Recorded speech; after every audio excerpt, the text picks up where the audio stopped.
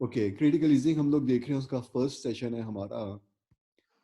हम लोग ये देख रहे हैं कि जब आपका एक पैराग्राफ आता है, और ये नेसेसरीली ये अगर ये आपका सिंगल पैराग्राफ हो सकता है या फिर आपका किसी केसेस में दो पैराग्राफ होते हैं।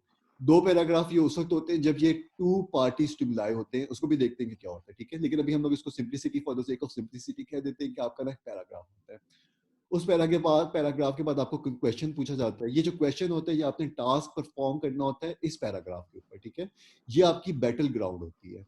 इसके ऊपर आपने किस तरह की बैटल करनी होती है, किस तरह का टास्क परफॉर्म करना होता है, वो आपको ये क्वेश्चन बताता है। उसके बाद आपके पास आंसर चॉइसेस होती हैं कि ये जो टास्क है, ये अगर मैंने वीकनिंग करना है इस वाले पैराग्राफ को, तो कौन से ऐसा चॉइस वीकन कर रही है। यानी कि यहाँ पे आपका क्वेश्चन टाइप होता है, ये आपका पैराग्राफ होता है, इसको हम लोग स्टिमुलाई भी कहते हैं, और फिर आपकी आंसर चॉइसेस होती हैं। अब जो ये वाला क्वेश्चन आपसे पूछे जा सकते हैं, दीज टाइप ऑफ क्वेश्चन जो आपसे पूछे जा सकते हैं, यहाँ पे वो 10 तरह के क्वेश्चन होते हैं।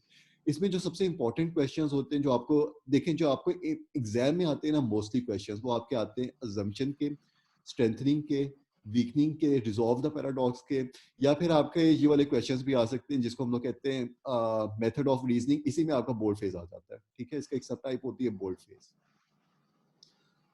और या फिर आपका वैल्यूएट द आर्गुमेंट, ये भी काफी जीआरई में इंपॉर्टेंट है। ये काफी इंपॉर्टेंट है जीआरई में आपके। लेकिन इनके अलावा भी हम लोगों ने ये जो क्वेश्चन है ना, इन्फ्रेंस का क्वेश्चन होता है, मोस्ट सपोर्टेड या मस्ट बी ट्रू, ठीक है। मोस्ट सपोर्टेड या मस्ट बी ट्रू, ये जो होता है, ये आपका रीडिंग कॉम्प्रिहेंशन के लिए इंपॉर्टेंट होता है। जो मेन पॉइंट है, इसका क्वेश्चन आपको नॉर्मली नहीं आता, इसका क्वेश्चन आपका बहुत ही कम चांसेस से नहीं आता। लेकिन ये जब आप परफेक्शन तक ले जाते हैं ना, तो इसकी जो स्किल होती है, वो सारे उन क्वेश्चंस के लिए जहां पे आपका आर्गुमेंट, इस वाले स्टिमुलाइड में जहां भी आपका आर्गुमेंट होता है, यहाँ से जो आप स्किल हासिल करते हैं, वो सारी वहां पे अप्लाई होती है। आप मेरी बात समझ रहे हैं कि जहां यहाँ से ना जो आप स्किल हासिल करते हैं मेन पॉइंट के आइडेंटिफिकेशन के बाद, वो आपकी इन क्वेश्चन पे भी अप्लाई होती है, इन क्वेश्चन पे भी अप्लाई होती है, पैरेलल रीजनिंग में भी अप्लाई होगी, फ्लॉ द रीजनिंग में भी, वैल्यूएट द आर्गुमेंट में भी। ये वाली स्किल बहुत इंपॉर्टेंट स्किल है। ये वाली स्किल भी काफी इंपॉर्टेंट है, ये रीडिंग कॉम्प्रिहेंशन के लिए इंपॉर्टेंट है। ये वाली स्किल काफी काफी इंपॉर्टेंट है क्रिटिकल रीजनिंग के सारे उन क्वेश्चंस के लिए जहां पे मेरे पास आर्गुमेंट होता है। मेन पॉइंट को आइडेंटिफाई करना बहुत ज्यादा इंपॉर्टेंट है, क्योंकि जो आप बोर्ड फेस का क्वेश्चन आप पूछ रहे थे, उसमें भी आपको अगर नहीं पता कि मेन पॉइंट क्या था, कंक्लूजन, मेन कंक्लूजन क्या था, सेकेंडरी कंक्लूजन क्या था, सब कंक्लूजन क्या था, तो फिर आप ये वाला क्वेश्चन भी नहीं अटेंड कर सकते जो बोर्ड फेस है। इस वाले क्वेश्चन को अटेंड करने के लिए ये वाला जो है, ये मुझे कंप्लीट मास्टरी चाहिए होती है मेन पॉइंट के आइडेंटिफिकेशन के लिए। वीकनिंग के क्वेश्चंस के लिए, कि जहाँ पे मैंने आपके पास आर्गुमेंट आता है, यहाँ पे आपने उसको वीकन करना होता है। इसमें भी मैंने जो वीकन करना होता है, मैंने मेन पॉइंट को आइडेंटिफाई करना होता है। मेन पॉइंट को आइडेंटिफाई करना सबसे ज्यादा इंपॉर्टेंट पॉइंट होता है वीकनिंग क्वेश्चंस को सॉल्व करने के लिए। इसी तरह स्ट्रेंथनिंग क्वेश्चंस को सॉल्व करने के लिए मेन पॉइंट का आइडेंटिफिकेशन सबसे इंपॉर्टेंट पॉइंट होता है। अजम्पशन को आइडेंटिफाई करने के लिए मेन पॉइंट का आइडेंटिफिकेशन सबसे ज्यादा इंपॉर्टेंट होती है।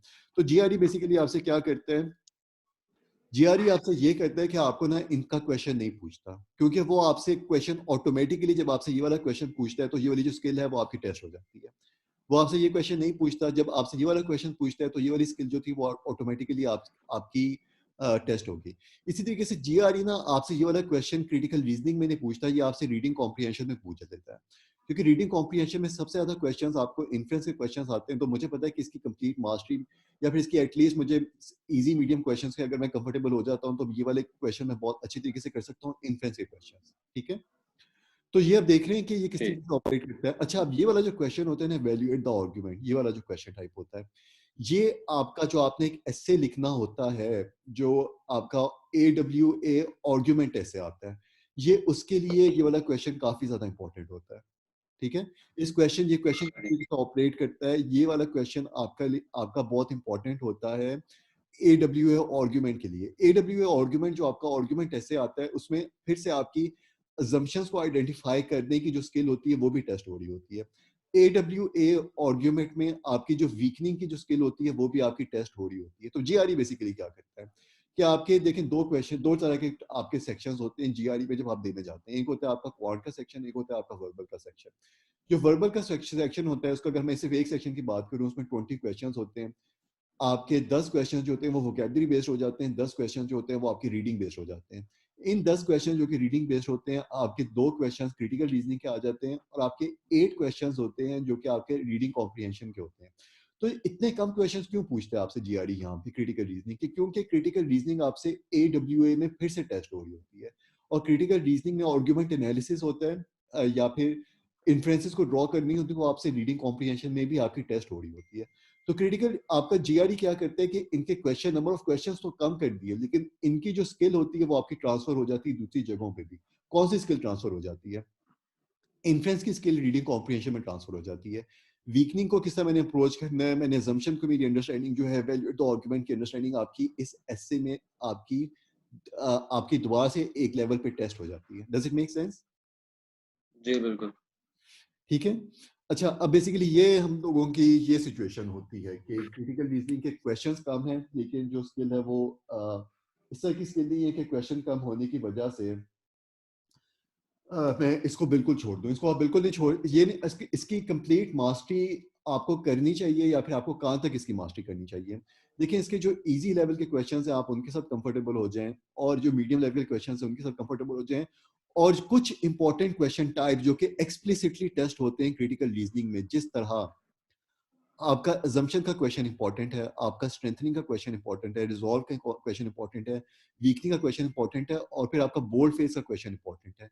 इनमें ना कम से कम आप इजी और मीडियम तो आप डेफिनेटली करें, वो आप हर तरह के क्वेश्चंस के लिए हम लोगों ने करना होता है, लेकिन इसमें आप हाई डिफिकल्टी के जो हाँ। क्वेश्चंस हैं वो भी आप देख लें क्योंकि इनका क्वेश्चन जी, जी। आपका आ जाता है। ठीक है। आपका एक्सप्लिसिटली क्वेश्चन आपका assumption का आ जाता है, आपका स्ट्रेंथन का आ जाता है, आपका रिजॉल्व द पैराडॉक्स का आ जाता है, आपका वीकनिंग का आ जाता है। ये वाले क्वेश्चन आपके काफी इंपॉर्टेंट क्वेश्चन है, तो इनको हम लोग हाई डिफिकल्टी के क्वेश्चन भी कर लेते हैं।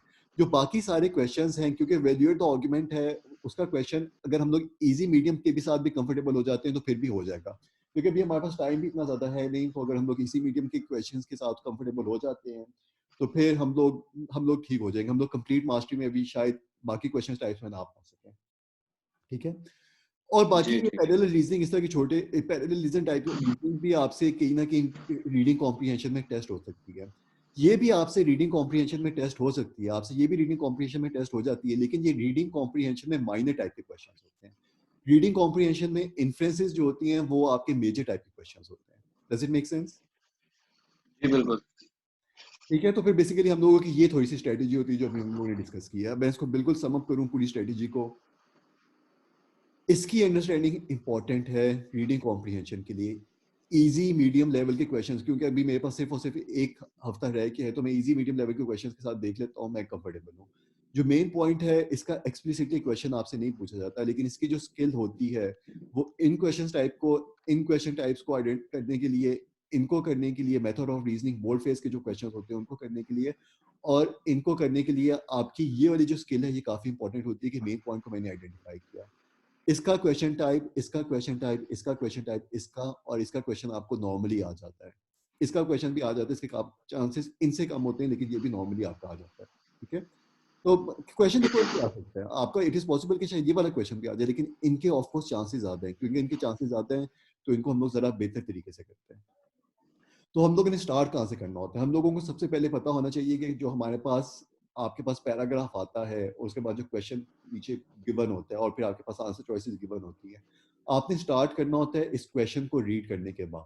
ये क्वेश्चन आपको बता देता है कि आपका जो कि क्वेश्चन टाइप है वो कौन सा है। आपका इंफ्रेंस टाइप का क्वेश्चन है, मेन पॉइंट को आइडेंटिफाई करना है, नॉर्मली नहीं आता, या फिर अपने assumption को आइडेंटिफाई करना है, या फिर आपने स्ट्रेंथन करना है। स्ट्रेंथन करना है तो किसको करना है? आर्गुमेंट को करना होता है स्ट्रेंथन। अगर आपने वीकन करना है तो किसको करना है? आपने आर्गुमेंट को वीकन करना होता है। आप फैक्ट सेट को स्ट्रेंथन और वीकन नहीं कर सकते, क्योंकि जो देखें आपको दो तरह की चीजें होती है, मैंने अपनी वीडियो में भी बताया था कि आपकी कोई भी कम्युनिकेशन होती है ना, उसमें या फिर आपका फैक्ट होता है या फिर आपका फैक्ट के साथ ओपिनियन भी आ जाता है।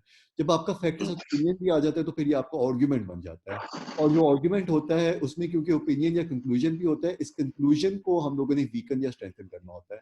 फैक्ट सेट्स को आप स्ट्रेंथन या वीकन कर ही नहीं सकते, क्योंकि जो फैक्ट्स होते हैं वो फैक्ट्स होते हैं, वो यूनिवर्सल फैक्ट्स होते हैं, उनके ऊपर हर कोई एग्री कर रहा होता है। एग्रीमेंट कहाँ पे नहीं होती है, डिसएग्रीमेंट कहाँ पे हो सकता है कि ना हो, वो ओपिनियंस पे नहीं होती, वो कंक्लूजन्स पे नहीं होती। ठीक है।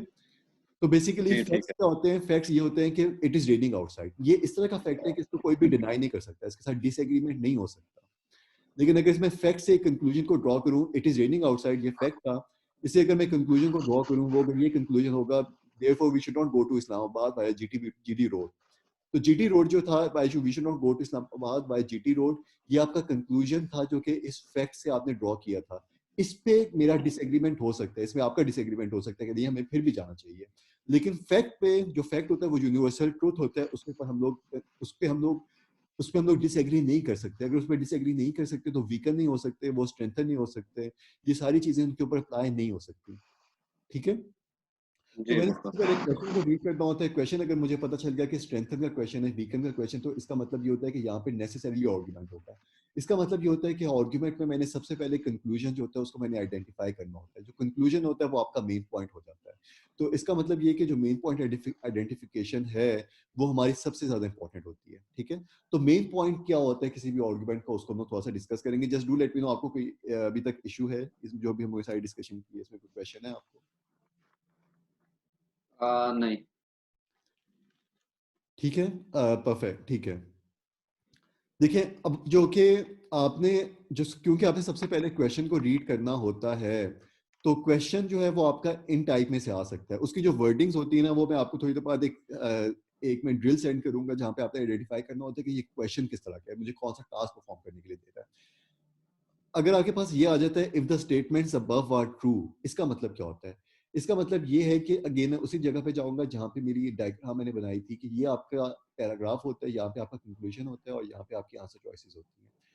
अब बेसिकली क्या होता है कि आपका ना ये वाला यहाँ पे क्वेश्चन होगा। अगर ये क्वेश्चन ये है कि if statements above are true, इसका मतलब है कि डायरेक्शन ऊपर है। If the statements are true, तो फिर जी, ये कौन सा, ये जो पैराग्राफ है ये किस तरह का है? ये सिर्फ और सिर्फ ये फैक्ट्स है। फैक्ट्स। ठीक है। अब क्योंकि ये फैक्ट्स हैं तो मेरे पास दो तरह के क्वेश्चन मुझसे मुझसे पूछे जा सकते हैं। एक होते हैं इन्फ्रेंस के, जिनको मैं मस्ट भी इन ट्रू कहता हूँ। दूसरे मेरे पास पैराडॉक्स के क्वेश्चन पूछे जा सकते हैं। Paradox. If the statements above are true, इसका मतलब है कि मैं सिर्फ दो इसके ऊपर काम कर सकता हूँ। या फिर ये पैराडॉक्स होगा। पैराडॉक्स की नॉर्मली ना डिफरेंट तरह की आपका क्वेश्चन टाइप की लैंग्वेज होती है। इसका जब ये वाली क्वेश्चन टाइप आपकी लैंग्वेज आ जाती है ना, the statements above are true, direction ऊपर है और ये जो चीजें ये ट्रू है, तो इसका मतलब है कि ये fixed है। इसका मतलब ये होता है कि मैंने इन्फ्रेंस को ड्रॉ करना है। नॉर्मली आपका जी, नहीं बिल्कुल। होता, लेकिन फॉर द सेक ऑफ कंप्लीटर्स हम लोग कह रहे हैं। और यहाँ पे तो देखें आपको बहुत इजी हो गया कि आपने आपको बता ही दिया क्वेश्चन में कि which of the following infer properly infer from the passage. इसको हम लोग कहते हैं कि सबसे पहले मैंने क्वेश्चन को रीड करना है और मैंने आइडेंटिफाई करना है कि मैंने टास्क कौन सा परफॉर्म करना है, किस तरह का क्वेश्चन है।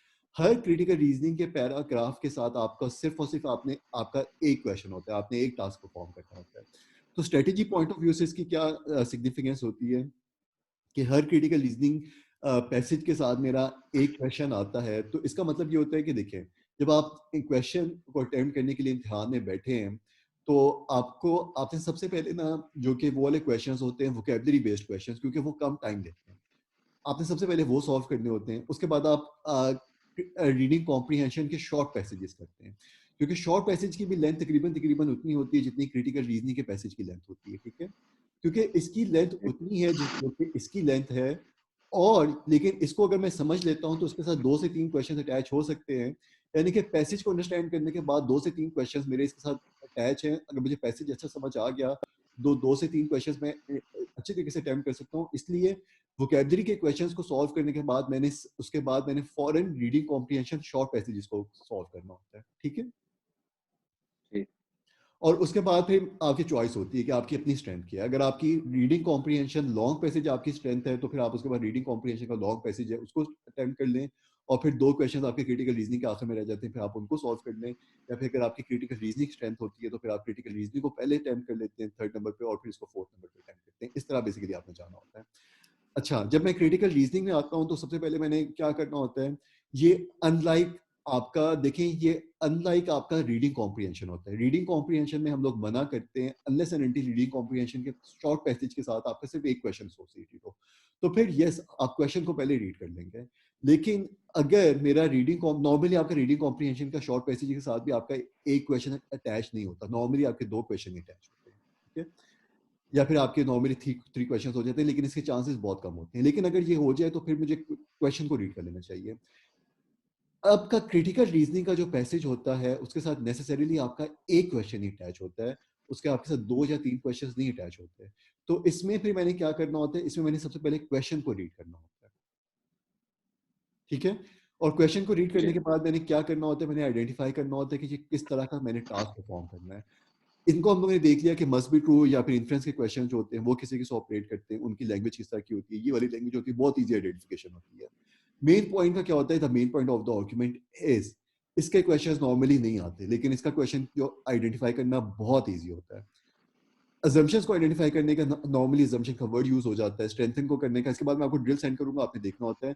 अच्छा, इसमें ना स्टूडेंट्स नॉर्मली कंफ्यूज हो जाते हैं कि क्या करना है, कि ये जो है ये मोस्ट सपोर्टेड है, ये इन्फ्रेंस हम लोग ड्रॉ करना है, क्योंकि इन्फ्रेंस में एक लैंग्वेज यूज होती है मोस्ट सपोर्टेड, और यहाँ पे भी आपकी सपोर्ट की लैंग्वेज यूज हो जाती है। तो नॉर्मली ना कंफ्यूजन हो जाती है कि मैंने ये इन्फ्रेंस को ड्रॉ करना है या फिर मैंने स्ट्रेंथन करना है।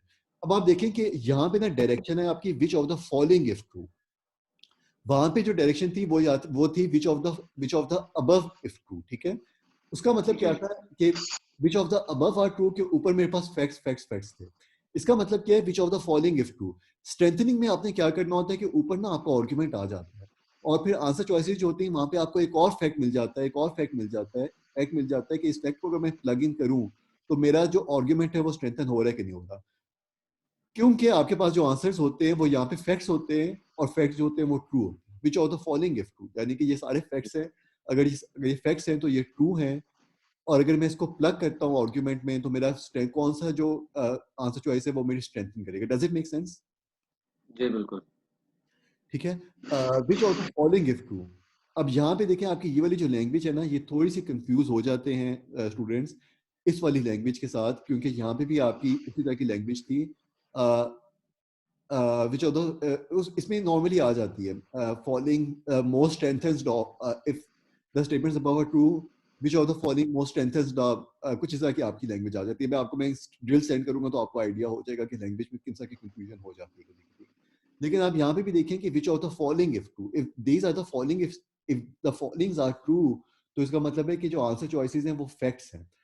और इन्फ्रेंस के क्वेश्चंस में आंसर चॉइसेस क्या होती हैं, इन्फ्रेंस के क्वेश्चन में जो आंसर चॉइसेस होती हैं वो आपके कंक्लूजन्स होते हैं, और कंक्लूजन्स कंक्लूजन नॉट होता है। नेसेसरीली ट्रू होते हैं, ठीक है। तो बेसिकली ये जी, आपका होता है कि अगर आंसर चॉइसेस में फैक्ट्स हैं तो वो फिर मतलब कि इन्फ्रेंस का क्वेश्चन नहीं है। अगर ऊपर मेरे पास फैक्ट्स थे तो आंसर चॉइसेस में फैक्ट्स नहीं है, तो वो नीचे जो फैक्ट्स नहीं है, if the following are not facts, तो वो कंक्लूजन्स है, वो इन्फ्रेंसेस हम लोगों ने ड्रॉ की। इन्फ्रेंसेस जो होती हैं वो कंक्लूजन्स होती हैं। रिजॉल्व द पैराडॉक्स का बेसिकली क्वेश्चन टाइप इस तरह का होता है, इजी होता है। स्ट्रेंथन का इस तरह का, वीकन का इस तरह का होता है। मेथड ऑफ रीजनिंग जो होती है वो बोल्ड फेस का इसका नॉर्मली क्वेश्चन आता है कि आपके दो, ये जो मेथड ऑफ रीजनिंग का बोर्ड फेस का जाता है, इस तरह का क्वेश्चन जो होता है टेक्निक ऑफ रीजनिंग नॉर्मली नहीं आता। फ्लॉ इन द रीजनिंग जो होता है, ये इसकी बहुत क्लोज एसोसिएशन होती है वीकनिंग के साथ। ओके, वीकनिंग में क्या होता है कि आपने आइडेंटिफाई करनी होती है आंसर चॉइस जो कि वीकन करी हो, यहाँ पे आपने उसके अंदर फ्लॉ होता है ना रीजनिंग का, वो आपने आइडेंटिफाई करना होता है। इसकी क्लोज रिजेम्बलेंस होती है काफी, हम लोग आगे देख लेंगे। पैरेलल रीजनिंग जो होती है उसमें ये होता है कि ऊपर जो अगर हमारे पास एक आर्गुमेंट था, नीचे कौन सा आर्गुमेंट उसी तरह का ही है। ये वाले जो क्वेश्चंस होते हैं इवैल्यूएट द आर्गुमेंट, इनको भी आइडेंटिफाई करना बहुत ईजी होता है। नॉर्मली एक वर्ड यूज हो जाता है, इस तरह की आपके पास ड्रिल्स आ जाती हैं, ठीक है, जो आपने करना होता है। ये आपको नॉर्मली पहले ही मेरे ख्याल से पता होगा जो अभी हम लोगों ने सारा डिस्कस किया, राइट। जी, जी, बिल्कुल। अच्छा, अब हम लोग ऐसा करते हैं विदाउट एनी फर्दर एडू, हम लोग अपने क्वेश्चन की तरफ जाते हैं जो कि हम लोगों ने आज थोड़ा सा देखना था, कंक्लूजन आइडेंटिफिकेशन। कंक्लूजन आइडेंटिफिकेशन ये होती है आपकी कि main point identification. Main point क्या होता है और फैक्ट क्या होता है, और ये वाले क्वेश्चंस क्यों इंपॉर्टेंट हो जाते हैं। ये वाले क्वेश्चंस आपके हर उस क्वेश्चन के लिए इंपॉर्टेंट है जहाँ पे आपका आर्गुमेंट आ जाता है। ये मेन पॉइंट के ये बोर्ड फेस के लिए भी काफी इंपॉर्टेंट होते हैं। इनको हम लोग कहते हैं कि कौन सा जो सेंटेंस है वो क्या रोल प्ले कर रहा है, ठीक है। जो कंक्लूजन होता है वो क्या रोल प्ले कर रहा होता है, वो आपका मेन पॉइंट होता है, जो कि जो ऑथर का क्रिटिकल रीजनिंग के पैसेज का वो जो सिंगल मोस्ट इंपॉर्टेंट पॉइंट आपको सेल करना चाह रहा था, which point is the author trying to prove. जो एक सिंगल मोस्ट इंपॉर्टेंट पॉइंट आपको जो प्रूव करना चाह रहा था वो आपका कंक्लूजन होता है, ठीक है, वो आपका मेन पॉइंट होता है। और उसको सपोर्ट करने के लिए जो आपके पास रीजनिंग आती है ना, वो आपकी होती है प्रेमिसेस, हुँ, ठीक है। किसी भी चीज को अगर सपोर्ट करने के लिए मेरे पास कोई और स्टेटमेंट है तो वो कंक्लूजन होगा। इट इज पॉसिबल कि वो मेन कंक्लूजन ना हो, लेकिन वो कंक्लूजन तो होगा ही। लेकिन जो मेन कंक्लूजन होता है ना, वो फर्दर किसी और को सपोर्ट नहीं कर रहा। तो देखिए होता किस तरीके से है कि कोई स्टेटमेंट है, वो एक ना कंक्लूजन को सपोर्ट कर रही है, लेकिन ये वाला जो कंक्लूजन है ये एक और कंक्लूजन को सपोर्ट कर रहा है। तो जो ये वाला जो कंक्लूजन है, जो जो कि किसी और चीज से सपोर्ट हो रहा है, वो आपका मेन कंक्लूजन हो जाता है। ठीक है, ये जो सारी चीज होती है ना, ये बोर्ड फेस के क्वेश्चंस के लिए काफी इंपॉर्टेंट हो जाती है। ये इसको कोई और स्टेटमेंट्स भी सपोर्ट कर रही थी, वो आपका मेन कंक्लूजन नहीं था, वो आपका सब कंक्लूजन होता है। ठीक है, लेकिन the single most important point जो कि ऑथर प्रूव करना चाह रहा होता है, वो लगता है कि वो आखिर में से एक ये वाला पॉइंट जो होता है सबसे इंपॉर्टेंट, जो कि वो प्रूव करना चाह रहा था। और ये जो चीज थी, ये किसी और चीज के लिए यूज नहीं हो रही, किसी और चीज को प्रूव करने के लिए यूज नहीं हो रही, तो ये आपका मेन पॉइंट हो जाता है, ये आपका कंक्लूजन हो जाता है। ठीक है, और इसको ये काइंडली रिपीट कर दें। ठीक है, इसको हम लोग एग्जाम्पल से भी देख लेते हैं अभी। देखिए आपके ना जो आपकी स्टेटमेंट्स होती हैं, उन स्टेटमेंट्स में आपके पास ये वाला एक फ्लो हो सकता है कि जहाँ पे एक स्टेटमेंट जो थी वो किसी और स्टेटमेंट को सपोर्ट कर रही थी। ठीक है, ठीक। क्योंकि ये वाली जी। स्टेटमेंट किसी और स्टेटमेंट को सपोर्ट कर रही थी, तो ये आपका कंक्लूजन हो गया। लेकिन इट इज ऑल्सो पॉसिबल कि ये वाला जो जिसको सपोर्ट ये वाली स्टेटमेंट कर रही थी, जिसको आपने कंक्लूजन कहा है, वो किसी और चीज को फर्दर सपोर्ट कर रहा हो, तो फिर ये भी आपका कंक्लूजन हो गया। लेकिन अब क्रिटिकल रीजनिंग में आपका जो है one main conclusion, you can have another सब कंक्लूजन, लेकिन वो सब कंक्लूजन होता है, वो मेन कंक्लूजन नहीं होता। जो मेन कंक्लूजन सही। ऑफ द आर्ग्यूमेंट होता है, जो main conclusion of the argument होता है, वो होता है जिसको जो और किसी को सपोर्ट ना कर रहा हो। सही। ठीक है, वो किसी और को फर्दर सपोर्ट ना कर रहा हो, और वो फिर उसमें आपकी सिचुएशन इस तरह की बन जाती है सेंसिकल पॉइंट ऑफ व्यू से, कि वो एक सिंगल मोस्ट इंपॉर्टेंट पॉइंट हो जाता है जो ऑथर प्रूव करना चाह रहा होता है, वो ड्राइव कर रहा होता है। This is the point that the author is driving eight, the author is driving eight. Okay, this is the point that author ultimately wants us to believe, this is the point that author ultimately wants us to believe. Okay, इसको in fact अभी देख भी लेते हैं, just मुझे आप second दीजिएगा।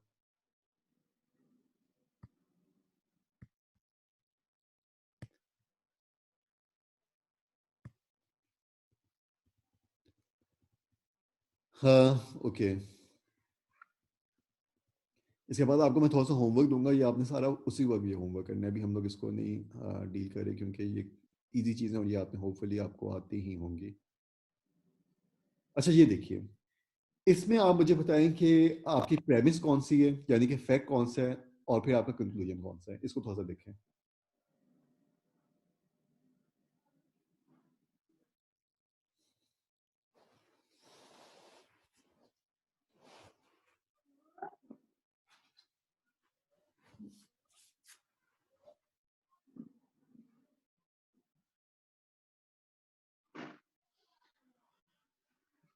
इसका कंक्लूजन है they will win the Super Bowl next year. और इसकी प्रेमिसेस हैं number one, because the Vikings have best wide receiver in football.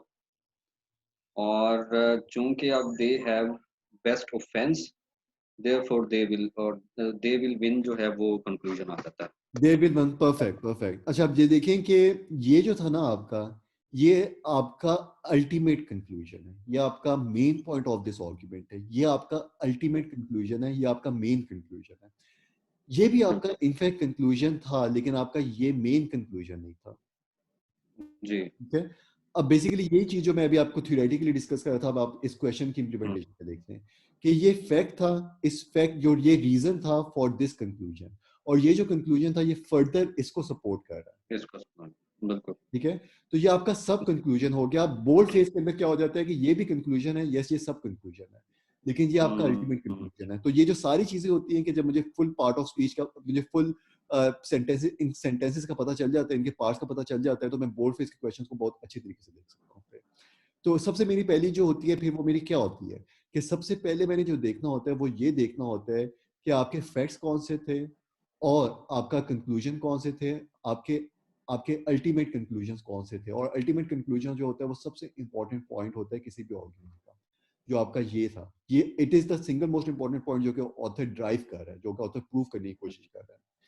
ठीक है, तो इनको जी। आइडेंटिफाई करना आपका सबसे इंपॉर्टेंट हो जाता है, क्योंकि अगर मैंने स्ट्रेंथन करना है तो वो इससे रिलेटेड होगा, वो इससे रिलेटेड नहीं होगा। ये सब जी। कंक्लूजन था, और सब कंक्लूजन जो होता है अल्टीमेटली ये भी फैक्ट ही बन जाता है, ये भी प्रेमिस बन जाती है। लेकिन मुझे अगर इसके साथ अगर वीकनिंग या स्ट्रेंथनिंग होती, तो मैं इस कंक्लूजन से लेना देना मेरा होता, इस कंक्लूजन से लेना देना मेरा कुछ ना होता।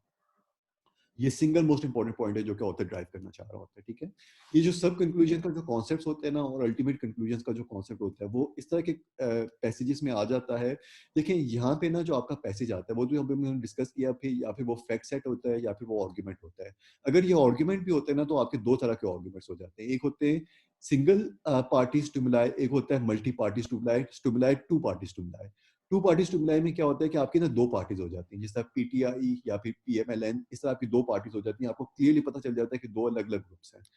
वो किस तरह का हो जाता है, वो आपका नॉर्मली इसका यहाँ पे नहीं है, लेकिन आपके ना दो पार्टीज हो जाती हैं, कि जिस तरह एरिक ने फॉर ये एग्जांपल डायलॉग बिटवीन टू या 100% आप आर्गुमेंट बिटवीन टू पीपल। देखे होंगे आपने, वो हम लोग जी बिल्कुल। पैसेज में हम लोग जी देख जी बिल्कुल। होते हैं हम लोगों ने, लेकिन वो आपके टू पार्टी स्टिमुलाइज होते हैं।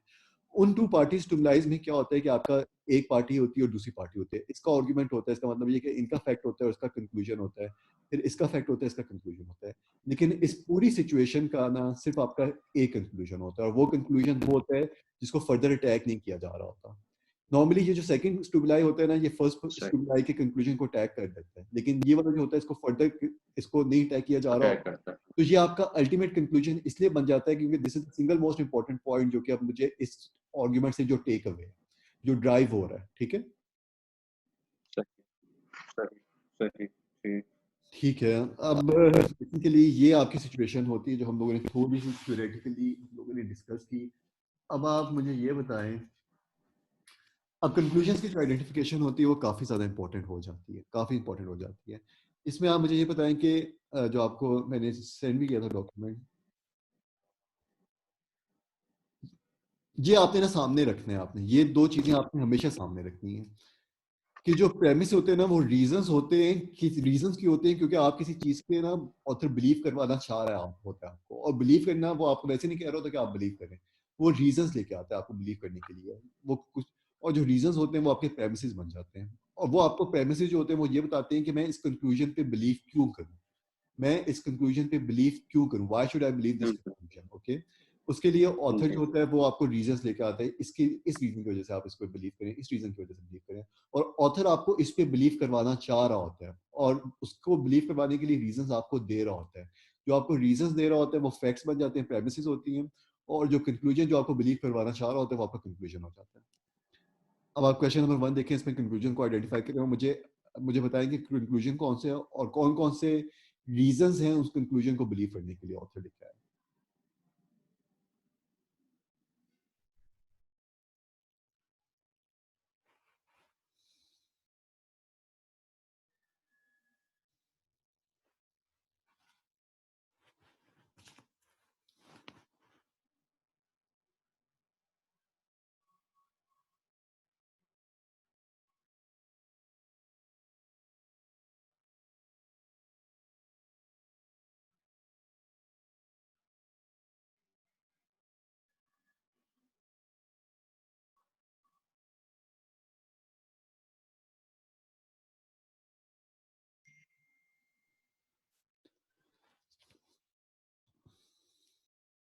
इसमें इसका जो कंक्लूजन है वो है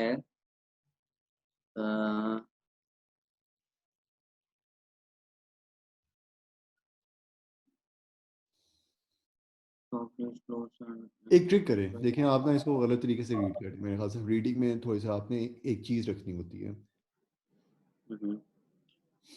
आपकी बिलाल से कभी बात नहीं हुई, राइट? नहीं। ठीक है। अच्छा बिलाल भाई, इस बस बात करते हैं कि जब आप क्रिटिकल रीजनिंग को ना, जब आप उसका पैसेज रीड करते हैं, ठीक है, आपने शुरू में ना बिल्कुल भी नहीं देखना कि फैक्ट कौन सा है, कंक्लूजन कौन सा है, इस तरफ आपने जाना ही नहीं है। ये शुरू में नहीं देखना आपने। शुरू में जैसे आपने इसको इसको ना पर्सनलाइज करना होता है। पर्सनलाइज किस तरह करना होता है कि आपकी खैर आपकी किसी से बात हो रही है और वो बंदा आपको क्या बात करना चाह रहा है, ओके। पर्सनलाइज करना होता है। शुरू में आपने देखना ही नहीं है कि ये फैक्ट था, ये वाला फैक्ट था कि नहीं, ये कंक्लूजन है कि नहीं। शुरू में आपने देखना ही नहीं है। शुरू में आपने ये देखना है कि आप किसी के साथ ना वाकई किसी के साथ आप बहस कर रहे हैं, आप किसी के साथ ना एक कन्वर्सेशन कर रहे हैं आप। और फिर आपने इसको कहते हैं पर्सनलाइजिंग द आर्ग्यूमेंट।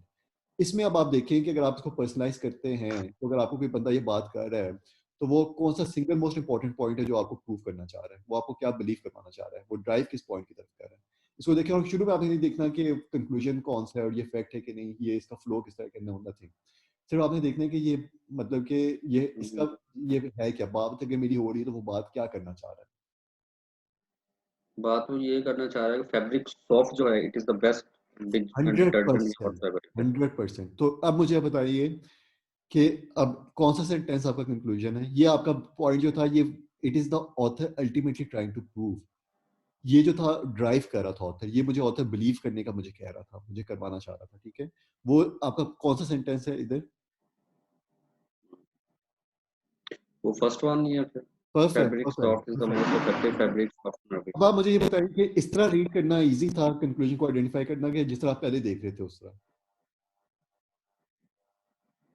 या पहले भी आप नहीं, इस तरह ईज़ी है। इस तरह बहुत इजी, आपने शुरू में तो बिल्कुल भी नहीं देखना होता, और फिर जब आपने ना आपका आपको पता चल गया कि ये मुझे point single most important point है जो ऑथर मुझे बिलीव करवाने के लिए थे। अब आप देखें कि इसको सपोर्ट करने के लिए ऑथर कुछ स्टेटमेंट्स दे रहा है, अगर वो उसको सपोर्ट करने के लिए स्टेटमेंट्स दे रहा है तो उसका कहने का ये भी तरीका है कि ऑथर ये मुझे क्यों बिलीव करवाना चाह रहा है, और ऑथर के रीजंस क्या है मुझे ये बिलीव करने के लिए, और वो जो रीजंस होते हैं वो आपके प्रेमिसेस होते हैं, ठीक है। वो क्या रीजन था, वो एक ये रीजन था, फैब्रिक लीव्स, एक ये रीजन था, वी कंडक्टेड, जी, बिल्कुल। और ठीक है, इसको करने के लिए उन्होंने जो वी कंडक्टेड अ टेस्ट, जो टेस्ट के रिजल्ट्स होते हैं, जो स्टडीज के रिजल्ट्स होते हैं, जो रिसर्च के रिजल्ट्स होते हैं, वो सारे आपके फैक्ट्स होते हैं, वो सारे इसलिए आते हैं ताकि आपको कोई जो पॉइंट है वो आपको आपको प्रूव किया जा सके, वो कोई पॉइंट जो है वो आपको वो उसको उसको बिलीव करने का आपको रीजन दिया जा सके कि यार ये जो यूनाइटेड नेशंस की एक रिपोर्ट थी। तो जो रिपोर्ट के जो रिजल्ट्स होते हैं वो किसी चीज को प्रूव करने के लिए यूज हो रहे होते हैं, क्योंकि वो यूज हो रहे होते हैं, वो परसुएट करने के लिए यूज हो रहे होते हैं, वो रीजंस बन जाते हैं, वो फैक्ट्स बन जाते हैं। जी, बिल्कुल। ठीक है, और अगर ये जो था ये इसका बेसिकली, अब आप ये देखें कि अल्टीमेटली ना जो जो सारी जो सपोर्ट की जा रही चीज वो इस चीज को सपोर्ट की जा रही है, तो ये आपका कंक्लूजन था, ठीक है। तो आपने कंक्लूजन को सबसे पहले आपने इसका जी, मतलब कि मेरे पास आर्गुमेंट आता है, मेरे पास मैं एग्जाम में बैठा हूँ तो मेरे पास ये चीज़ अगर आ जाती है, सबसे पहले मैंने इसको रीड करना है, मैंने आइडेंटिफाई करने के क्वेश्चन टाइप कौन सा था, और फिर मैंने इसको बिल्कुल चिल वे में रीड करना है।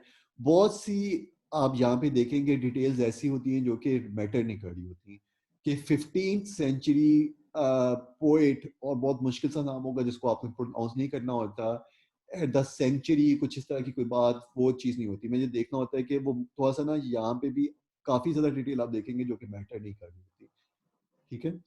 तो सबसे पहले तो आपने ये देखना होता है कि यार कि इसको पर्सनलाइज करके देखना होता है कि आप किसी से कन्वर्सेशन कर रहे हैं, किसी से आप वाकई कन्वर्सेशन कर रहे हैं, क्योंकि कन्वर्सेशन जब आप इसको देखते हैं तो आप इसमें एंगेज हो जाते हैं।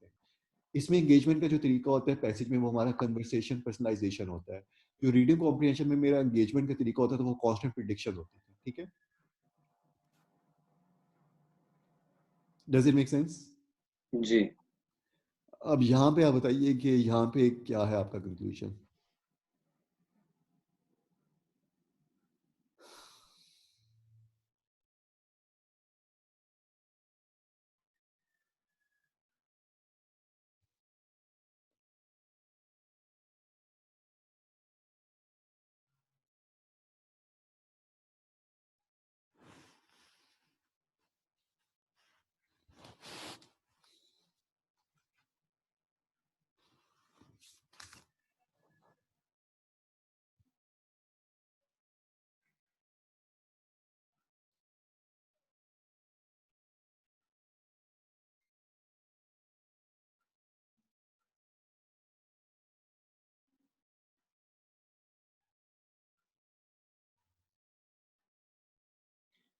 The recent claims that Sonamian tiger is not extinct are false.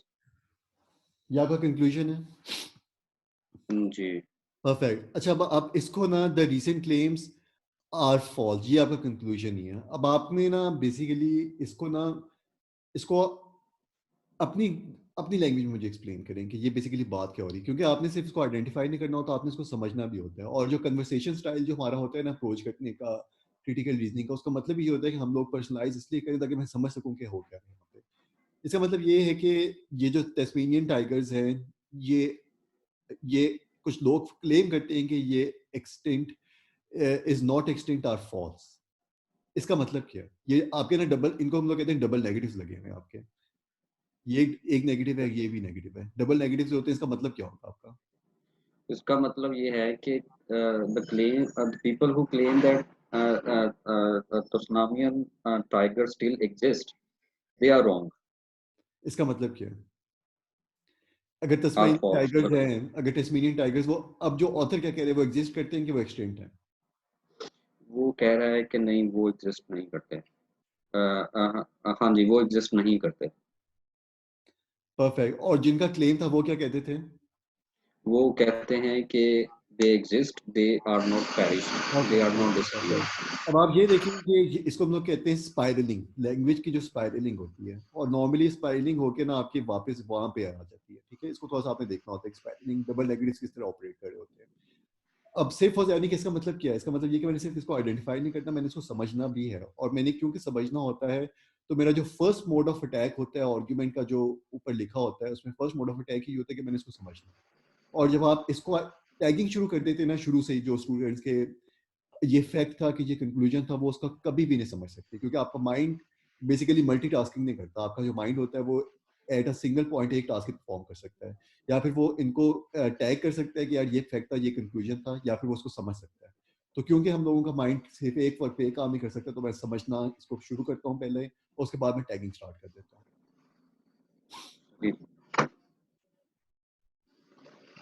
इसमें आप बताइए कि इसमें कंक्लूजन क्या है?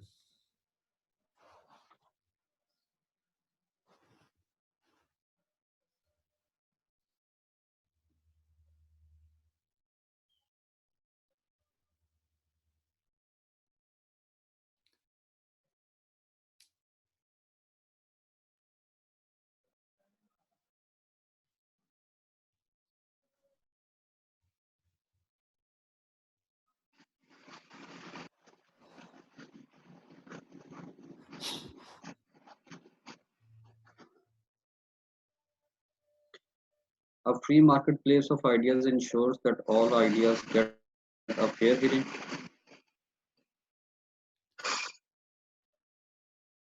ये कंक्लूजन है। फिर से बताइएगा, आप कह A रहे हैं ये वाला? free marketplace of ideas। Ji.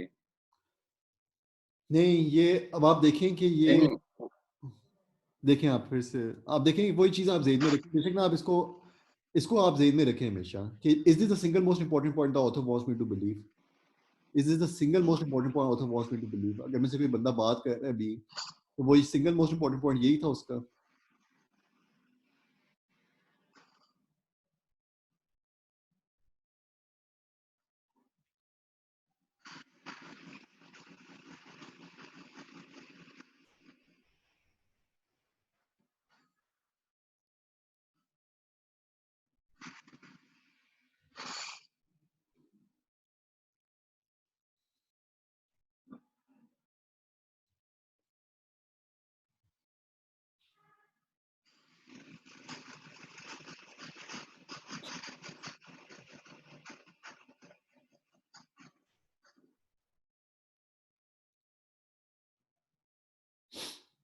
power of governments over information need to be curtailed।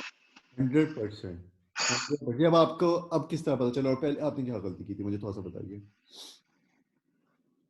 पहले मुझे ये लगा था कि शायद वो आगे उसे सारा एक्सप्लेन कर रहा है ना। A free marketplace idea ensure that all ideas get a fair hearing। मुझे मैं ये आपको, एक्सप्रेशन मिला कि अच्छा आपने ये गलती तो नहीं की थी, और जो नॉर्मली हो जाती है इनफैक्ट, कि आपने फिर से आपने वो चीज़ आपकी जेल से escape करी कि मैंने इसको कन्वर्सेशन स्टाइल में रीड करना है, पर्सनलाइजेशन करनी मैंने, ये आपने किया था कि नहीं? ये आप, ये हो सकता है कि आपने फिर से ना अनकॉन्शियसली ना किया हो, सबकॉन्शियसली आपको ना पता चला हो क्या। हम्म, जी जी जी जी। अब आपने देखिए, आपको आपको फोर्स करना होता है, और जी बैंक में यही होता है कि आपकी जो ओल्ड हैबिट्स होती हैं उनको आपने डेफिनेटली ब्रेक करना होता है। तो ये बड़ी मुश्किल से ब्रेक होती है। अभी आप यकीन करेंगे यही होता है कि आप अभी आप कहते हैं कि नहीं करना, और फिर जो नेक्स्ट होता है आप उसी तरह आप वो कर रहे होते हैं, ये होता है आपका। लेकिन आपने इसको डेलिबरेटली ब्रेक करना होता है, आपने डेलिबरेटली ब्रेक करना होता है कि मैंने इसको किस तरह करना है। अच्छा महबूब साहब, मुझे ये बताएं कि आपको मेरा किसने बताया था? अगर आप मेरे पास महीना पहले आ जाते ना, तो हम लोग बहुत ज़बरदस्त सिचुएशन में। तो आपको मेरा बताया किसने था?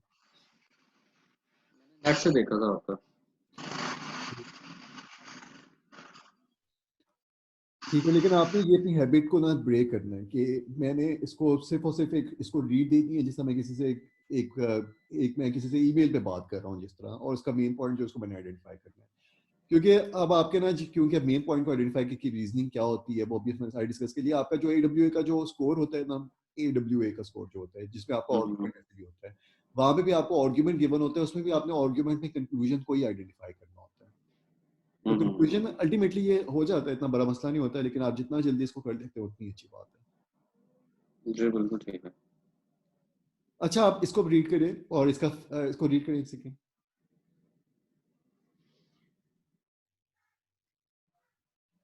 आपने फर्स्ट सेंटेंस रीड किया? जी I agree that Hogan's action resulted in grievous injury to Winters. Okay, if you जी। agree with someone, ठीक है, तो इसके ना चांसेस बहुत ज्यादा कम हो रहे हैं कि ये आपके कंक्लूजन्स हैं, क्योंकि फैक्ट्स हम्म, पे एग्रीमेंट्स होती हैं। अब जब मुझे ये बात समझ आ जाती है तो फिर मैंने उसके ऊपर मैंने अपना रिडार रखना होता है कि जहाँ पे एग्रीमेंट नहीं है, और अगर जहाँ पे एग्रीमेंट नहीं है तो वो फिर आपका कंक्लूजन हो सकता है। और ये सारी चीजें ना आपको खुद ऑटोमेटिकली पता चल जाती है, आपके माइंड को पता चल जाती है जब आप इसको ना पर्सनलाइजेशन से लेके चलते हैं, कि मैं इसको आर्गुमेंट को पर्सनलाइज कर रहा हूँ, इसको मैं कन्वर्सेशन स्टाइल में इसको मैं टैग कर रहा हूँ। जस्ट गो अहेड और फिर देखते हैं इसको। जी।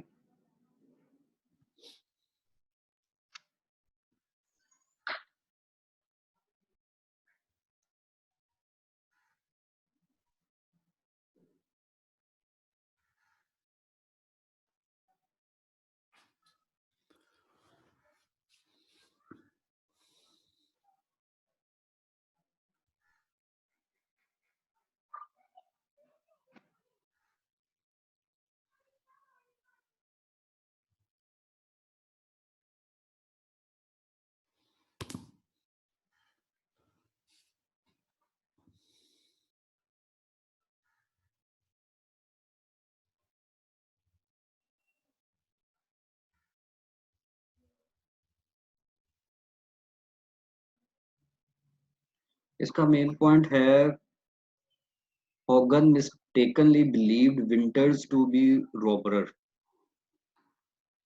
ठीक उसने है। उन्हें फिर जो है वो मिस्टेकनली जो है उन अटैक किया और उन्हें इंजर किया उसने। अब देखें, अब ये जो है ना, ये देखें कौन सी आंसर चॉइस इसके साथ मैच करती है, फिर आपके ना अंडरस्टैंडिंग कंप्लीटली पता चल जाती है, आपको कंप्लीटली अंडरस्टैंड हुआ है कि नहीं हुआ, कौन सी आंसर चॉइस इसके साथ मैच कर रही है।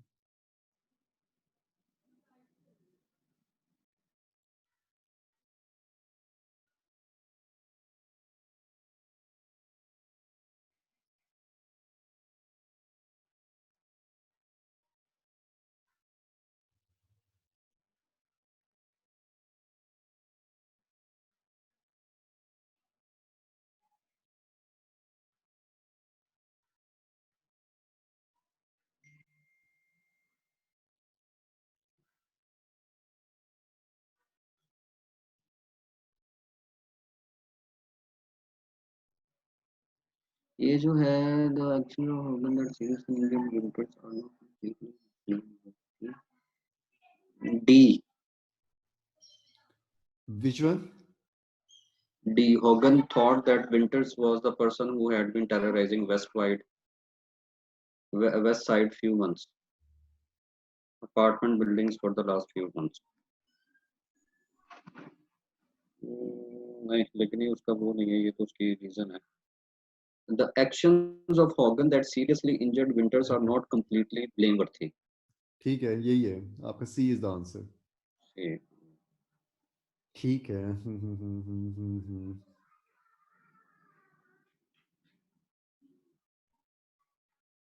चलिए सब ये अब ये मैं करता हूँ, ठीक भी हो जाते हैं। इसमें टाइम लगता है। आपका टाइम का इशू है, यही मैं आपका जब आपका कल भी मैसेज आया था ना, आपका टाइम का रीडिंग कॉम्प्रिहेंशन में भी इशू है। हम्म, हम्म हम्म हम्म हम्म हम्म। देखिए पता है क्या होता है, आपने ना एक काम करना होता है कि आप ना जितना रुक रुक के पढ़ते हैं ना, जितना इसको इनिशियल रीड दे के आप जितना रुक रुक के पढ़ेंगे, उतना ही ना वो प्रॉब्लमेटिक हो जाता है, उतना ही ना, क्योंकि आपने जो समझना होता है ना, वो आपने बिग पिक्चर को ही तकरीबन समझना होता है, ठीक है। लेकिन जब आप जितना रुक रुक के पढ़ रहे होते हैं, या फिर जितना आप उसको किसी चीज में जितना रुक जाते हैं ना, उतना ही आप टेक्स्ट के साथ ज्यादा क्लोज हो जाते हैं, और उसकी वजह से ना आपको जो समझ है वो एक बिगर पिक्चर की, वो उतनी कम हो जाती है। आपने अब जो नेक्स्ट जो हमारा अब हम लोग देखने लगे हैं, आपने क्या करना है कि आपने ना इसको रीड देनी है सेंटेंस को, उसके बाद रुकना है और इस सेंटेंस का अपने आप से पूछना है कि इस सेंटेंस में बात क्या हुई थी। या फिर आप थोड़ा सा स्पीड को अपनी इंक्रीज करें, और आप कंफर्टेबल होने की खुद कोशिश करें एक दफा, कि नहीं मैं आवाज पूरा। ब्रेक होना शुरू हो हाँ, गया। देखिए आप देखेंगे अगर आप ना इसको स्पीड के बावजूद अगर कोई चीज़ आप समझने की कोशिश करते हैं ना, तो वो ऑटोमेटिकली उस सेंटेंस का मेन पॉइंट ही है जो समझ आता है। जो डिटेल है वो जितना आप रुकते हैं ना, उतना ही आप डिटेल के ऊपर एम्फेसिस कर रहे होते हैं, और मेन पॉइंट जो होता है वो आपका वो कहीं ब्लर हो जाता है। तो आप ये करें कि आप इसको रीड दें सेंटेंस को यहाँ से लेके यहाँ तक, और फिर देखें कि इसमें ना उसको बेशक लिखेंगे, या फिर उसको ना अपने सामने से हटा के उसके ऊपर हाथ रख के देखें कि इसका इसका इसका मतलब क्या था। और वो जब आप उसको इंग्लिश से अपनी लैंग्वेज में ट्रांसफर करेंगे ना, तो वो जो आपका ट्रांसफर होगी, वो आपका मोटी चीज ही ट्रांसफर हुई होगी, और वही आपका मेन पॉइंट होगा, और वही सबसे ज्यादा इंपॉर्टेंट होता है किसी भी सेंटेंस में, उसका मेन पॉइंट क्या था। डिटेल्स वगैरह बहुत ज्यादा इंपॉर्टेंट नहीं होती। आप देखेंगे कि जो नाम है वो आपको याद नहीं रहे होंगे, आपको ये याद होगा कि दो बंदे थे, उनमें से एक बंदे ने उसको इंजर किया, आपको ना जो मोटी जो पिक्चर थी ना वो याद रहती होगी, उसकी डिटेल्स आपको नहीं याद रहती होगी। हम्म। इस तरह आप करके देखें, और इस तरह आपकी स्पीड इंक्रीज होनी चाहिए, इसमें करके देख लें।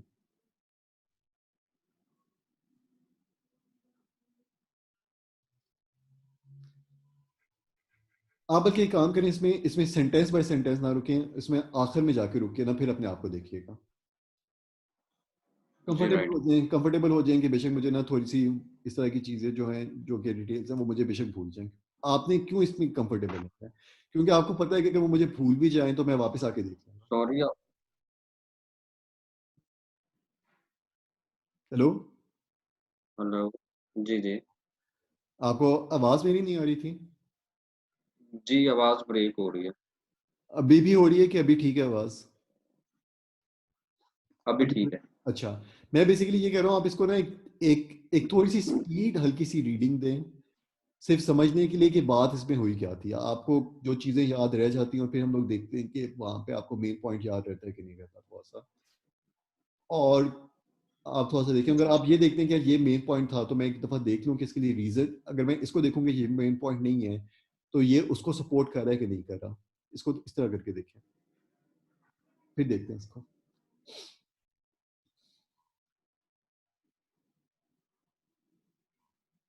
जी राइट।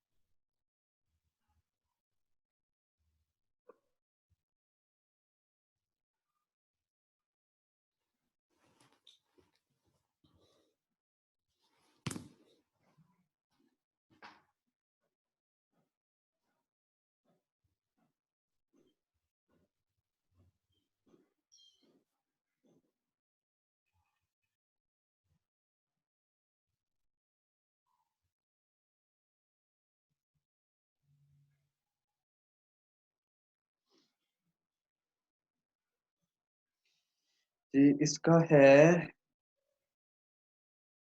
डी। ठीक है, परफेक्ट, ये इज द आंसर।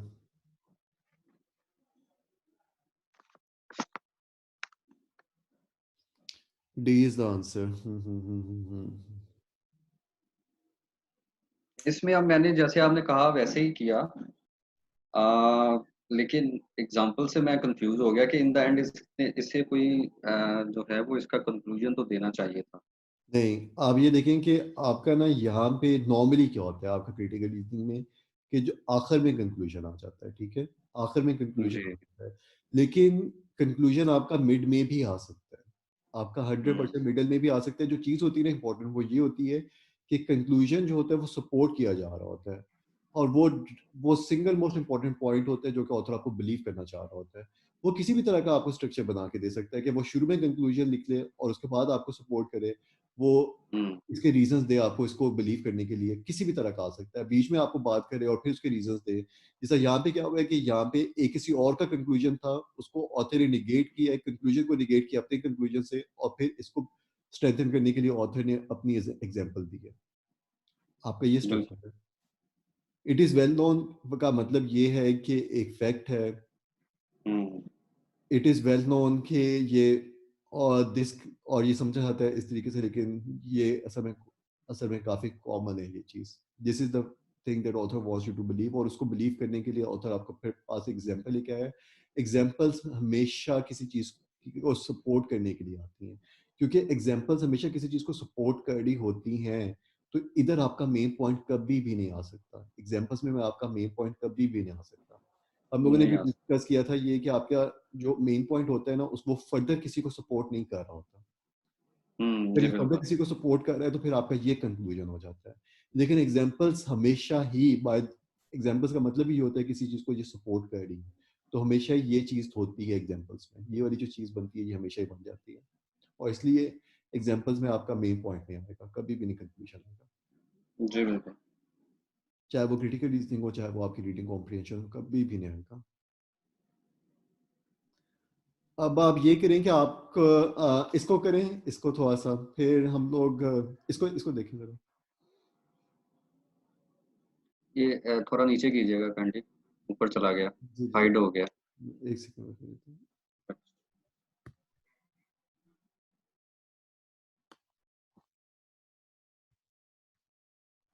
जी आप ठीक।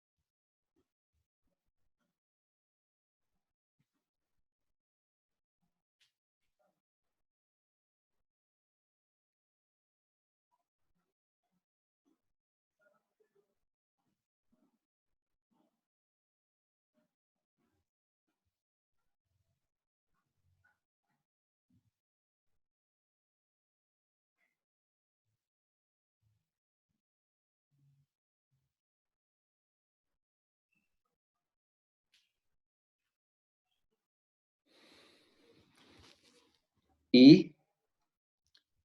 Answer choice E for elephant, right? जी। जी। ठीक है, परफेक्ट परफेक्ट परफेक्ट। अब आपका मैं देख रहा हूँ थोड़ी सी स्पीड इंक्रीज हुई है, आप कर क्या रहे हैं एग्जैक्टली?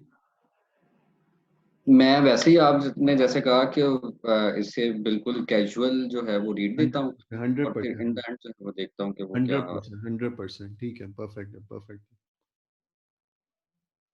ठीक है, ठीक है, ये बस ये आखिरी है, उसके बाद हम लोग फिर अपना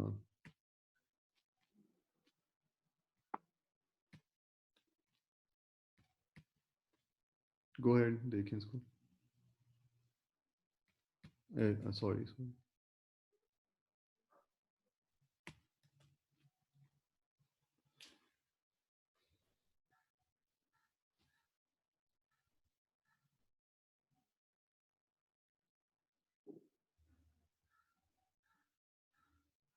आपने सिर्फ कंक्लूजन को आइडेंटिफाई करना है, इस क्वेश्चन को ना सॉल्व करें, सिर्फ कंक्लूजन जी को। राइट।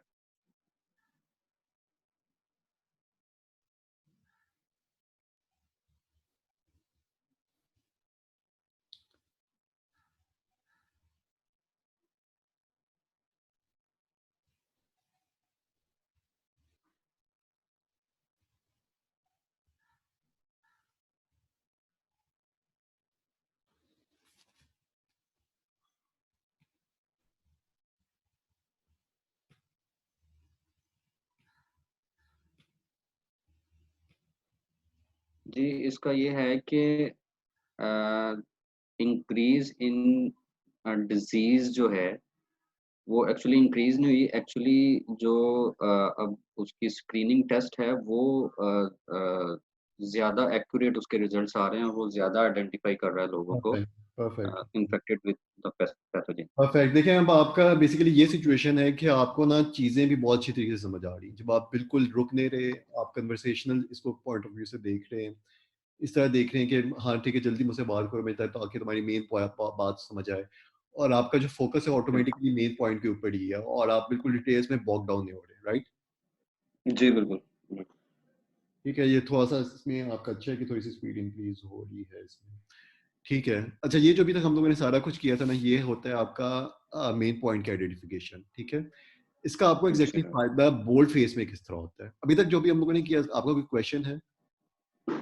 नहीं। ठीक है, ये बेसिकली आपकी अ, अगर मैं इसको समराइज करूं, तो आपने कंक्लूजन को आइडेंटिफाई करना होता है, और वो सारी डायग्राम जो भी हम लोगों ने बनाई थी, जो कि इस तरह की होती है कि कंक्लूजन फर्दर किसी को सपोर्ट नहीं कर रहा होता, और जो कंक्लूजन है वो अल्टीमेटली सपोर्ट किया जा रहा होता है। ठीक है, जी। आपका इट इज पॉसिबल कि आपका सिंगल पार्टी आ जाए, आपकी डबल हम्म, पार्टी आ जाए। ठीक है, डबल पार्टी स्टिमुलाई आ जाए। डबल पार्टी स्टिमुलाई में जो कि कंक्लूजन, जो एक कंक्लूजन होता है, नॉर्मली अगर डबल पार्टी स्टिमुलाई होते हैं तो वो आपस में कंट्रास्ट का रिलेशनशिप होता है उनका। इसका जो कंक्लूजन होगा, इसका जो कंक्लूजन होगा, वो उसको अटैक कर रहा होगा। ठीक है, इन अ वे जो जी अभी तो हम लोगों ने देखा था ना, लास्ट आर्ग्यूमेंट जो था, वो भी इन अ वे वो भी आपका टू पार्टी स्टिमुलाई ही था, कि फिजिशियन एक पार्टी है और ये जी। दूसरी पार्टी हम्म, होगी। ये भी आपका, ये जो इनका कंक्लूजन था, ऑथर का जो कंक्लूजन था, वो इनके अगेंस्ट था। ठीक है, जो ये जी आपका normally in a single paragraph आ जाता है, in a single stimuli. Normally कभी कभी आपका टू पार्टी जो होता है, वो आपके टू पैराग्राफ्स में आ जाते हैं। जो पार्टीज होती हैं वो एक्सप्लिसिटली इनको अलग कर देते हैं, जो टेस्ट मेकर्स होते हैं। एक हिस्सा आ जाता है कि गोलियत फार्मास्यूटिकल कंपनी का एक आ जाएगा स्टांस, और फिर फिजिशियन का आ जाएगा। अब जिस कंक्लूजन को अटैक किया जा रहा होता है, वो आपका मेन कंक्लूजन होता है, और जो कंक्लूजन अटैक नहीं किया जा रहा होता, वो आपका अल्टीमेट कंक्लूजन हो जाता है। जी बिल्कुल। ये मैं ऑलरेडी हम लोगों ने थोड़ा सा देख लिया था, लेकिन इसको हम लोगों ने, ये हो क्या रहा था, इसको एक दफा हम लोगों ने डिस्कस भी कर लिया। अब आप ये देखें कि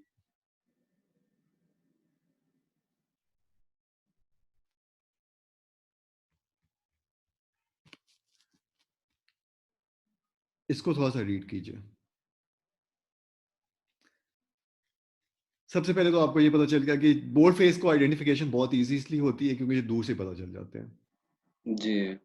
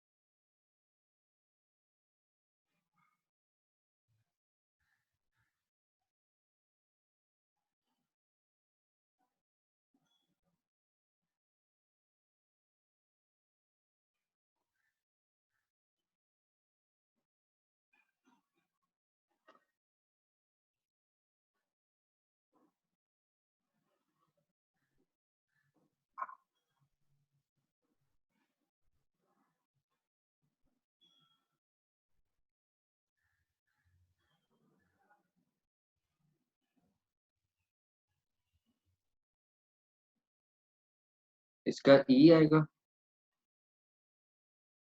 The first is an interpretation of evidence. नहीं, मैं आपको ना थोड़ा सा एक हिंट देता हूँ। देखना स्टार्ट करते हैं, इसको शुरू से एनालाइज करते हैं, फिर आप आंसर चॉइसेस में आएंगे। The interstate bridge over Apache River, built, this is the river which was built in 1950s, shows a substantial amount of rust. ये आगे इसकी explanation है, so this is a fact, ठीक है? ये आपका एक fact है। Community activists have argued, जो आपके arguments होते हैं ना, जो आपके arguments होते हैं, वो आपके conclusions होते हैं, जो आप argue कर रहे होते हैं, जो आपके beliefs होते हैं, जो आपके proposals होते हैं, ये सारे आपके conclusions होते हैं। यानी कि इसका मतलब ये है कि इसके अगेंस्ट भी बात की जा सकती है कि नहीं, इस तरह बेसिकली नहीं होगा, ये हैजर नहीं कर रहा। देखिए ये अगर ये देखें, अगर it shows a substantial amount of rust, तो इस पे डिसएग्री किया जा सकता है कोई बंदा कि उसको दिखा रहा हो कि यार ये रस्ट है, वो कि नहीं ये रस्ट नहीं है। नहीं, ये आपका फैक्ट है, और ये फैक्ट जो है उससे आपने कंक्लूजन को ड्रॉ किया है, और ये आपका एक कंक्लूजन है, ठीक है? जी, अच्छा, अगर आपका ये कंक्लूजन है तो आंसर चॉइस में द फर्स्ट इज एविडेंस नहीं, फर्स्ट एविडेंस नहीं है। The first is a main conclusion, conclusion है मेन है कि नहीं मुझे नहीं पता, लेकिन इसको मैं कीप कर लेता हूँ, आई कीप इट। अगर ये अटैक हो रहा होगा तो फिर ये मेन कंक्लूजन होगा। The first is an evidence नहीं, एविडेंस नहीं है। The first is a position, जो पोजीशंस होती हैं आपकी, वो भी आपके कंक्लूजंस ही होते हैं। The first is a position that the argument opposes. First is a position, इसको मैं कीप कर लेता हूँ क्योंकि ये पोजीशंस का मतलब भी कंक्लूजंस ही होता है। The first is an interpretation of an evidence, evidence की एक्सप्लेनेशन नहीं, एविडेंस की एक्सप्लेनेशन नहीं है ये। तो आपका या फिर आंसर ये है या फिर आंसर ये है। अब आप इसको रीड करें और फिर मुझे बताइए कौन सा आंसर है।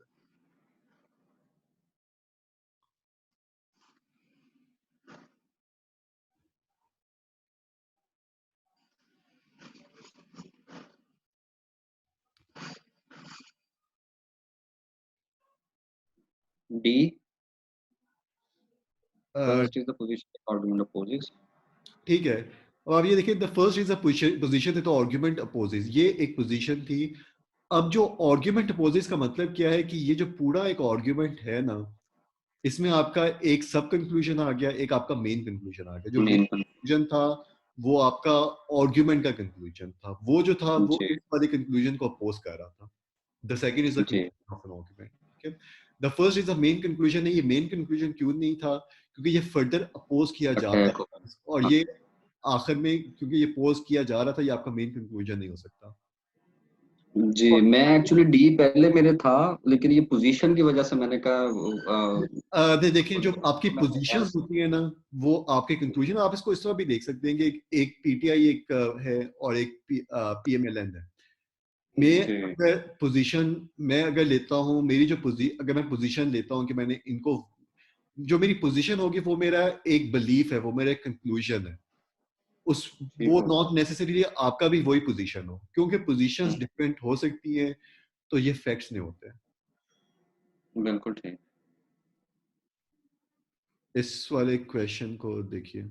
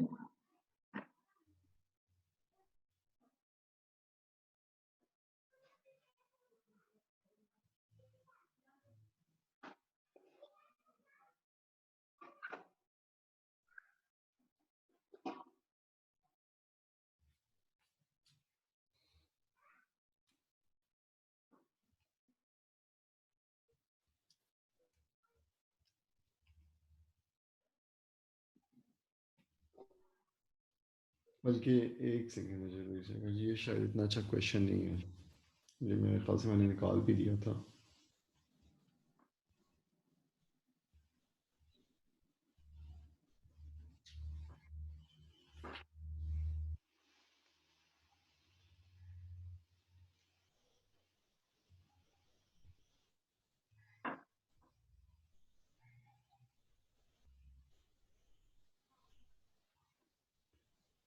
ई।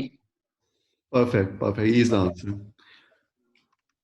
हाँ, इसको थोड़ा सा एक्सप्लेन करेंगे मुझे आप, ताकि मुझे क्लियर हो जाएगा आप।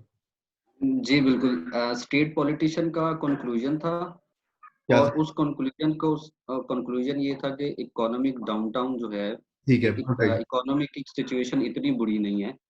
ये आपका उसकी वजह ये है। कंक्लूजन, इनका ये हो गया जहां तक कंक्लूजन, ठीक है। हाँ। Perfect perfect, please go ahead go ahead. उसकी उसने एक जो है वो एविडेंस ये दिया कि जॉबलेस रेट जो है वो दैट हैज डिक्लाइंड, उसकी परसेंटेज जो है वो डिक्लाइन हो गई है ड्यूरिंग लास्ट 6 मंथ्स। परफेक्ट, ठीक है ठीक है। इसको जो है वो ऑथर ने किया है अटैक, और इन द एंड उसने ये कंक्लूड किया है कि इकोनॉमिस्ट जो हैं वो अ, उसके क्लेम पे जो है उसको डाउटफुल कह रहे हैं, उस पे उससे मतलब स्केप्टिकल। ठीक है परफेक्ट, बस यही था आपका। ठीक है आपका। सही है।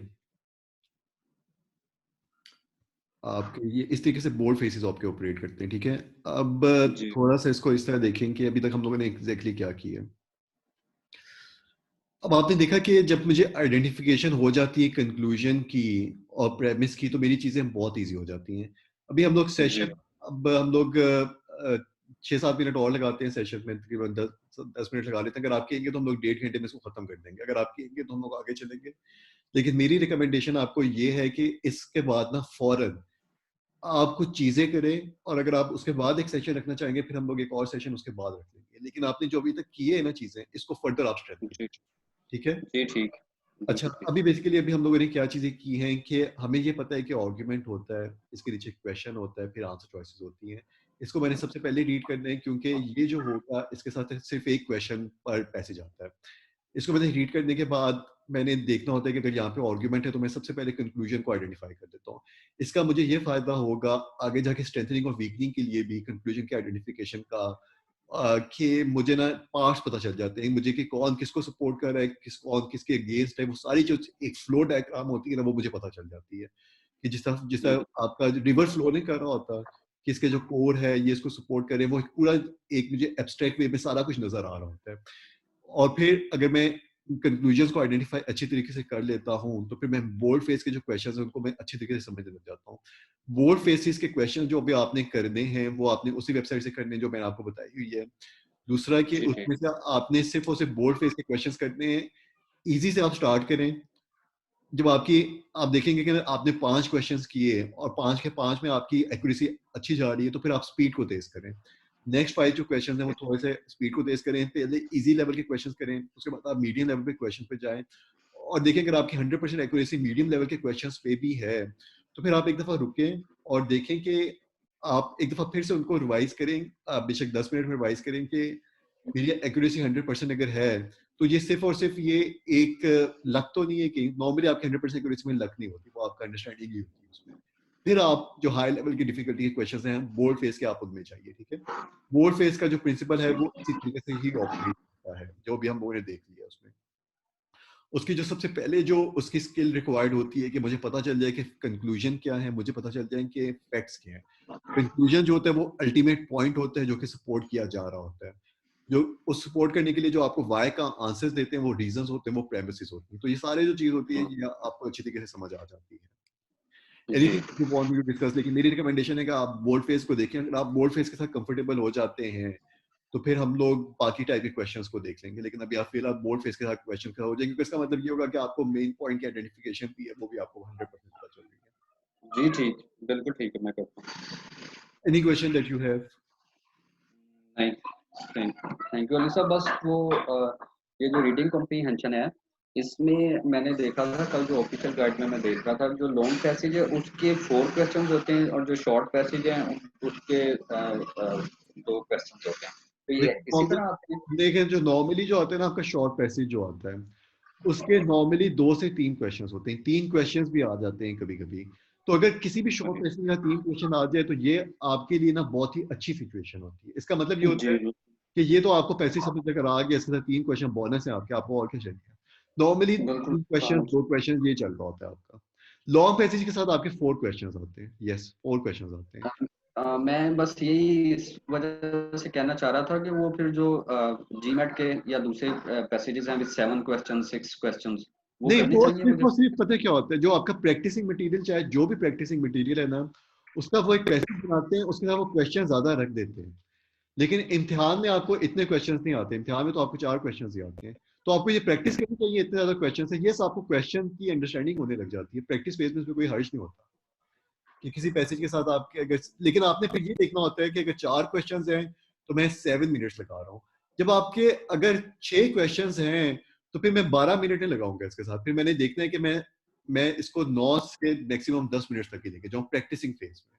क्योंकि अगर इसके मैं साथ एक इसीलिए पैसेज के साथ अगर 12 क्वेश्चंस आ गए तो उसका मतलब ये है कि आप 24 मिनट लगेंगे नहीं, क्योंकि हर क्वेश्चन को अटेम्प्ट करने के बाद इस पैसेज की इंटर्न आपको अंडरस्टैंडिंग और अच्छी हो जाती है, और इसकी वजह से आपका जो ग्राफ है वो लीनियर नहीं होता, वो एक्सपोनेंशियल बनता है कि आप जितने क्वेश्चन होते जाएंगे फिर आप उसके साथ उतना टाइम कम लगाएं। ठीक, बिल्कुल ठीक।